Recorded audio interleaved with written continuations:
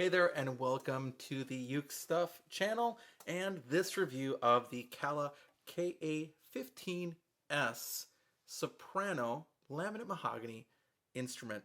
They sell for about $60 and is probably the most famous instrument or the most common instrument on the planet. I'm pretty sure that Kala has sold more of these than Kamaka has probably made in the entire industry. I might be wrong there, but I think there's an outside chance of that. It's that common. You can buy them everywhere.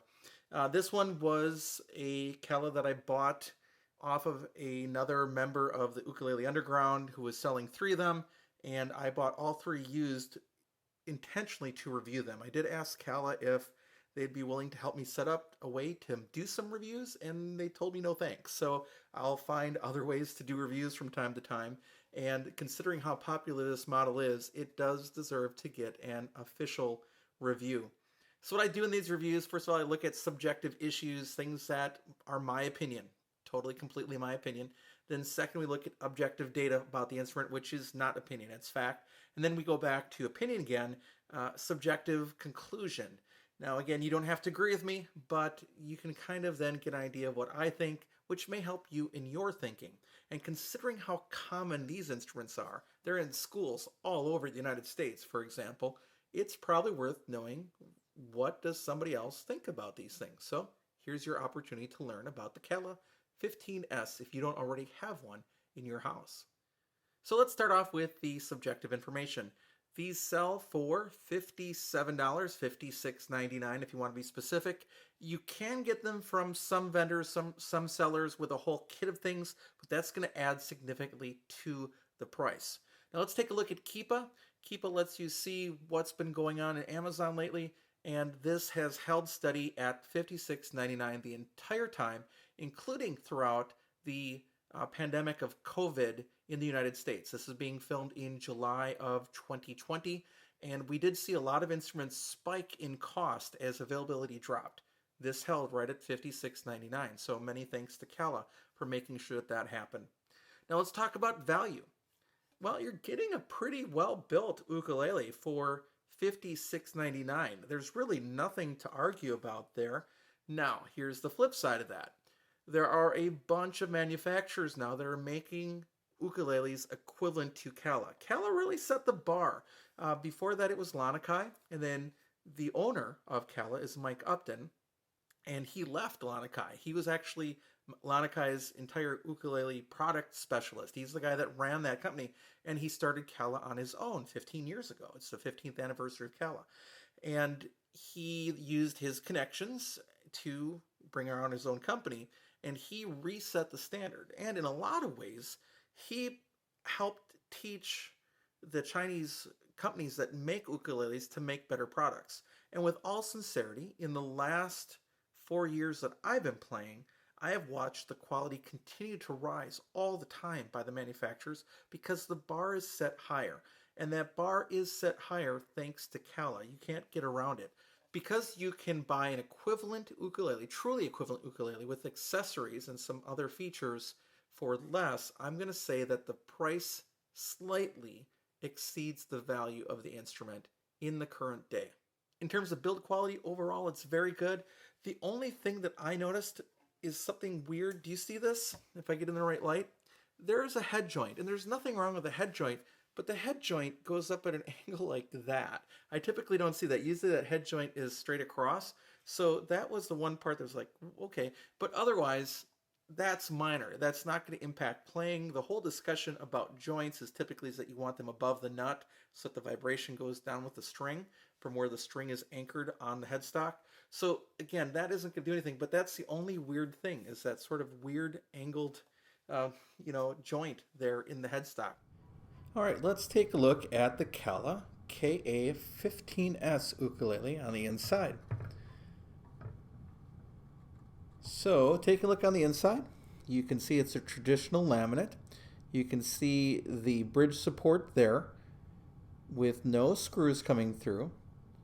You can see some extra glue here and there. Your traditional notch kerfings. Pretty standard build. Let's look at the front. All right, here we're looking at the neck block up there. You can see the one brace there. You can see some glue on the sides. So pretty much a general, you can see some extra glue there on the neck block. You can actually see through the sound hole, but really not a whole lot different on the build of the world leader Kala than any other ukulele, at least in laminate at this price point. And that would be your Kala KA-15S ukulele. So otherwise, it really does appear flawless, and there's really nothing to complain about there.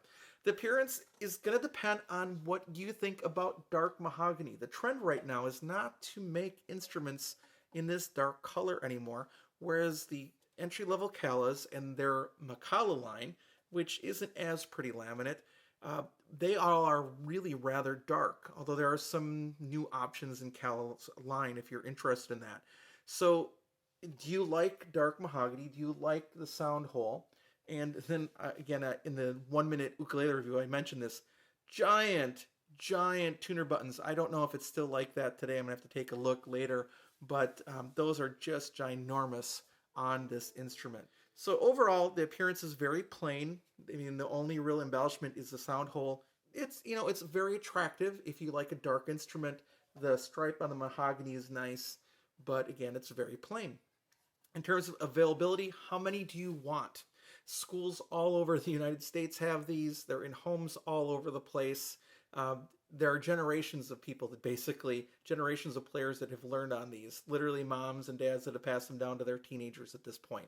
So with that in mind, they're all over the place. You can get one if you want one, either brand new or used, if you just look at some used places. In terms of playability, the one thing I'm going to tell you is that you will want to make sure, probably if you buy one of these, that it's been set up or that you know how to set it up. Again, with an entry-level ukulele, Kala isn't going to go through and make sure that everyone is perfectly set up. They'll check them for flaws when they come in, but they're not going to go through and set up each one. That's why dealers such as the Uke Republic or Mims Ukes, they are so valuable because they will even set up an inexpensive ukulele, almost ruining their profit margin with the time that it takes them to set up an instrument. So just plan on that to make sure that the fret ends are not sharp, that the frets are level and smooth, and that the action is low for you. As a used instrument, this one came set up already. The player really did a good job of setting it up. There's absolutely wonderful setup, and also has fluorocarbon strings, kind of a pink hue that I really like. They're custom strings that he had a friend make for him. So it's a really nice instrument overall. Now, playability, again, if you don't have it set up, it might be an issue. The other thing that's worth mentioning is that the nut is narrow. It's a 35 millimeter nut with very narrow spacing on the strings. So again, with all ukuleles, generally you could just, if you could go a touch larger to a 36 millimeter nut and with a little bit wider string spacing, I think a lot of people would be happy, but it'd be reworking the whole thing. The neck is your traditional import C shape, but it's a narrow 21 and a little more millimeters at the 3rd fret, so it's not uncomfortable. I have no problem with it playing it. Some people with larger hands may have struggle with a thinner nut and the closer spacing on the strings, but I'm fine with it. It works just fine for what I'm playing it for. So generally, it's just fine once it's set up. In terms of sound quality, it sounds pretty good. It has lots of sustain, still going. It does seem to sustain again in the lower frequencies, although the clear higher part does come through, but it does have sort of a darker tone overall. It is nice and loud and punchy, kind of like you want a soprano ukulele to be. One of the things I've been doing recently is using the app Tonal Energy Tuner to sort of verify what my ears are hearing. So what I've been doing is I've been playing the C chord on ukuleles, one string, you know, so we don't just get the C6 or the A minor 7, and seeing what's happening with the sustain. It gives you an idea of what's happening with the sustain in terms of core notes as well as what harmonics are hanging on. So let's take a look at this instrument. Here we go.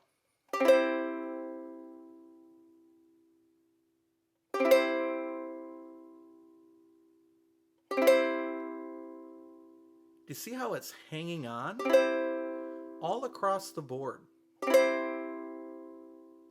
That's pretty impressive, but it also shows you that it does have sort of a deeper quality to it. And of course, my natural tendency is to like instruments that have high shimmer and don't carry as much as that heaviness on the bottom. Your ear may like that lower part, and which would mean that this would be a great starter ukulele or even a long-term ukulele for you. But just so you can see, it actually does have a really nice response over the entire spectrum of sound, and that's kind of fun to see. So Kala does a really nice job with this instrument. Let's go over the details. It is a soprano ukulele. The scale length was a surprising 13.75 inches from nut to saddle. That's a little bit longer than you generally think. It only has 12 frets, so if you want to play a chord melody that requires you to use the 15th fret, you can't do it. Just kidding. A lot of sopranos traditionally have been 12 frets. It does have side position markers, which is really nice at that price point. The body style is a double bout, and it's all laminate mahogany. It's nice thin laminate, no complaints there. So soundboard, back and sides are all laminate mahogany. The fretboard is rosewood. The bridge is rosewood with a tie bar style bridge. Nothing wrong there, pretty standard. The fretboard is not radius. You wouldn't expect it at this price point, just straight down. The nut and saddle, I believe, are new bone. It is not a compensated saddle. It's a satin finish all the way around. The overall length is exactly 21 inches, and it weighs 13.2 ounces, and as you can see, it's pretty well balanced. It has open-geared tuners, and making fun of it for the third time in the video, giant ears on those tuners, so you'll never be able to miss those tuners. The action, now, and again, action is almost not worth talking about because it has been set up by someone else. It was less than 0.5 millimeters at the first fret, and then at the 12th fret, it was 2.25 millimeters. So it's really nice and low action, easy to play right now. The nut width is 34.87 millimeters, so basically a 35 millimeter nut. And the space between each string at the first fret was 8.47, so about 8.5 millimeters, which is getting towards the narrow side, even for a 35 millimeter nut, and 27.62 millimeters G to A. So again, a little constricted, and the depth at the third fret was 21.32 millimeters. So let's conclude this review. The Kala KA-15S is probably the most common ukulele on the planet. Kala, of course, doesn't share its sales numbers, so we don't know how many of these have been made. I also had somebody recently ask me if there was a way that you can track what year a Kala instrument is from, and the answer is you really can't. There are no serial numbers to look at that will tell you years, and your best bet is to get a hold of some Kala catalogs and see if there were visual differences from time to time. So for example, if you see walnut fretboards, you know that you were at a certain point of time before they could go back to rosewood again. So it's really hard to date, not to mention keep track of how many have been sold. So these things are all over the place. Beginners have been buying them for many years. I think it was one of Kala's very earliest models. And so there are a ton of them out there, and there are a ton of these in schools in all sorts of various states of repair, I am sure. It is a good starter ukulele. There's no question about it. Just plan on having it set up. That would be my recommendation to you. It also seems like this color mahogany is no longer so much in fashion. So I'm not sure, this is going to be kind of a weird way to say this, but I'm not sure if kids today are so interested in such a dark color. I think they may be interested in lighter colors today or more interesting patterns than classic dark mahogany. Just something to keep in mind. And to mention it a fourth time in the video, again, the tuner heads are gigantic, but overall it's a very playable ukulele, even with the thinner nut and the narrower string spacing. If you want to get one of these, it is not a bad choice. It is a absolutely solid instrument. However, be advised that there are other instruments that are just as well built at a similar price point that include more things for the price of the instrument. So I rate ukuleles between 0 and 5 ukuleles, and generally, by the way, you could go up or down a half rating and still be within my tolerances of what I would expect. As I think about this instrument with the narrow nut and with the fact that it's got such narrow spacing, not to mention the fact that it doesn't come with accessories at a similar price point, I would give this a 4 out of 5 rating, which is really solid. And it again is a workhorse. It probably will take quite a beating and still continue to serve your needs as an instrument. So thanks for watching this video. I hope you're having a great day, and I will be back soon with some more uke stuff for you.